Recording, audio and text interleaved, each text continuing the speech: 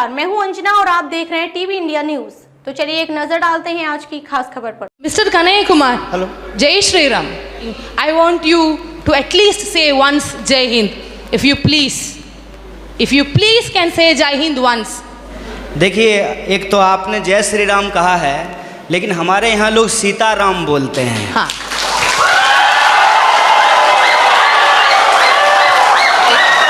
Sitaram. Excuse me. आप लोग सीताराम भी बोलो, ये लोग इन खिलाफ जिंदाबाद बोलेगा, पर मेरा एक ही क्वेश्चन है आपके पास।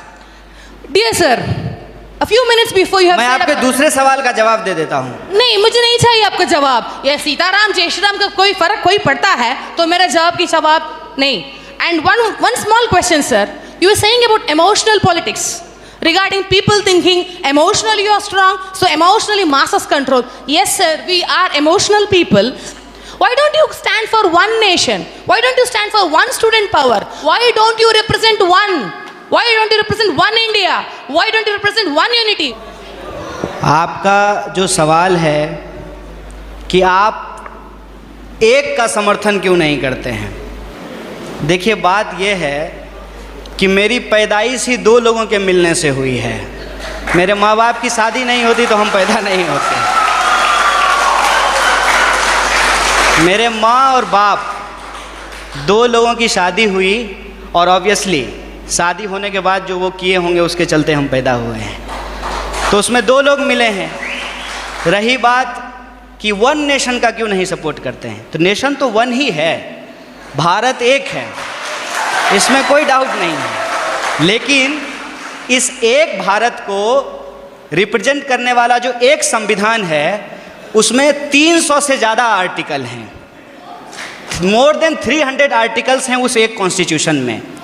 और जो आप कह रहे हैं कि वन नेशन, उस वन नेशन को रिप्रेजेंट करने के लिए जो एक पार्लियामेंट है उसमें भी दो सदन हैं, लोकसभा और राज्यसभा, और उसमें से जो चुन करके लोग जाते हैं उसमें भी कोई एक लोग नहीं जाते हैं, उसमें 545 मेंबर्स जाकर के पहुंचते हैं। तो हमारा जो वननेस है वो वननेस एक्चुअली डाइवर्सिटी को रिप्रेजेंट करता है, उसमें डाइवर्सिटी है।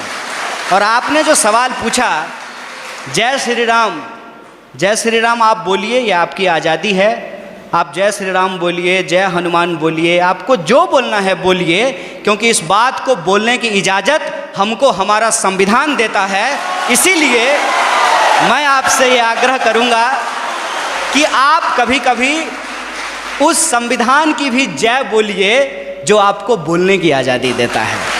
और रही बात मेरी, तो मैं आपको बता दूँ, मेरा तो जन्म ही मिथिला में हुआ है। मेरा जो घर है वो घर जिस डिस्ट्रिक्ट से मैं आता हूँ उसका नाम बेगूसराय है और वो मिथिला में होता है। अगर आप मेरे यहाँ आएंगे तो आपको बड़ी आश्चर्य लगेगी। हमारे गांव में हर साल ये जो अगहन का महीना होता है हिंदी का, उसमें अयोध्या से बारात आती है और लड़के आते हैं बाराती बन करके, और राम लक्ष्मण आते हैं बर बन करके।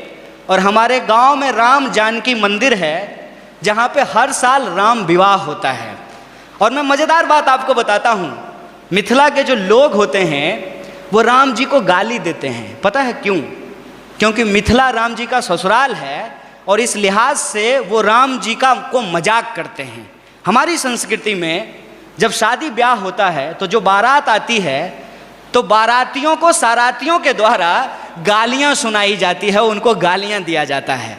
जब आप हमारे यहाँ आएंगे तो आपको बड़ा आश्चर्य लगेगा कि राम जो भगवान हैं उनको स्वागत में लोग गालियाँ दे रहे हैं। ये हमारा ट्रेडिशन है।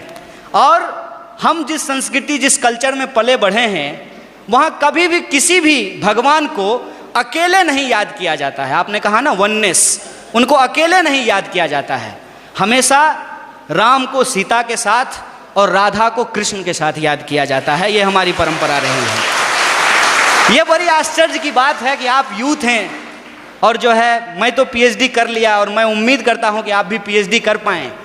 अगर आप पीएचडी करें तो मेरा आपसे ये आग्रह होगा कि आप इस देश में जितने रामायण लिखे गए हैं, कम से कम उन रामायणों पे ही आप पीएचडी कर लीजिए।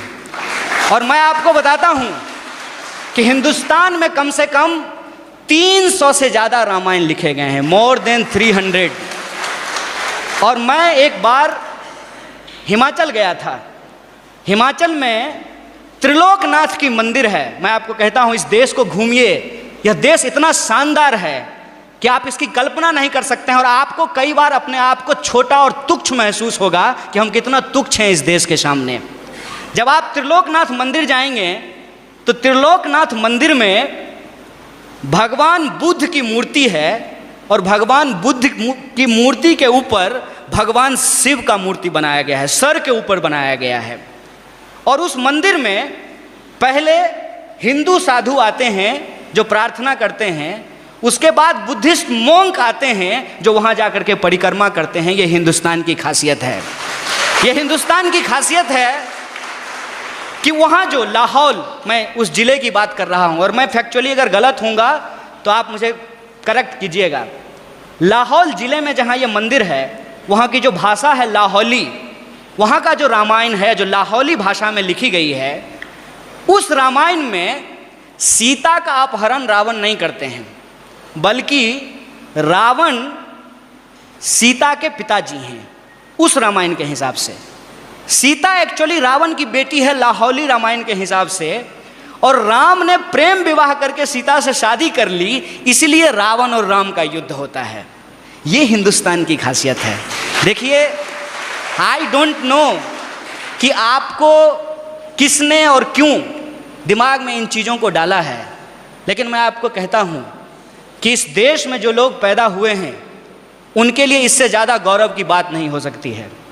अगर आप हिमाचल जाएंगे तो आपको महसूस होगा कि आप स्विट्ज़रलैंड में हैं, और अगर आप मैंगलोर और गोवा के बीच पे सोएंगे तो आपको लगेगा जैसे मियामी के बीच पे लेटे हुए हैं। अगर आप इस देश के मैदानों में घूमेंगे तो आपको लगेगा कि ये अमेरिका के उस ग्रीन मैदान से भी ज़्यादा बड़ा मैदान है। अगर आप दक्षिण के पठारों में घूमेंगे तो इसकी अपनी एक खास बात है। अगर आप छोटा नागपुर के पठारों में घूमेंगे तो वह खनिज संसाधनों से भरा हुआ है। मैं आपसे यही कहना चाहता हूँ, आपका देश आपका है, जैसे आपकी माँ आपकी है, और आप अपनी माँ से यदि प्यार करते हैं तो ये आपका निजी मामला है। लेकिन जब आप रोड पे चल रहे हों, कोई आए कोई भी रंग का झंडा लेकर के और कोई भी नारा लगा करके, चाहे वो इनकलाब जिंदाबाद बोले या जय श्री राम बोले, वो नारा लगा करके, वो झंडा दिखा करके आपसे कहे कि तुम अपनी माँ से प्यार करते हो, जरा करके दिखाओ, तो आपका क्या जवाब होगा? यह देश हमारा है, इस देश से हम प्यार करते हैं, और हमारे लिए इस बात को याद कीजिएगा, हमारे